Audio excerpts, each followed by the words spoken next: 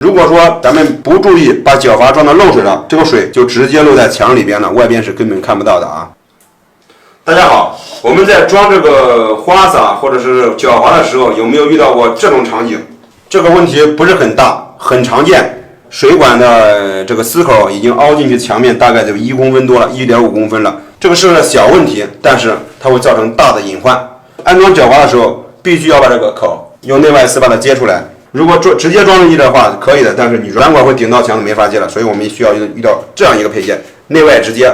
接出来之后，我们再装角阀。但是首先要处理这个缝隙，就是管口与这个瓷砖接缝地方有个很大的缝。如果说咱们不注意把角阀装的漏水了，这个水就直接漏在墙里边了，外边是根本看不到的啊。所以我们要把它填充起来，形成一个坡度。如果真的漏水了，让它水顺着这个坡度流到墙外，大家都能看得到，能及时发现，防范于未然。好，我们现在开始施工。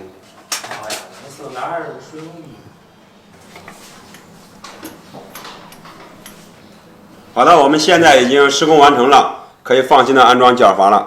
今天就给大家分享到这里，觉得有用，点赞加关注。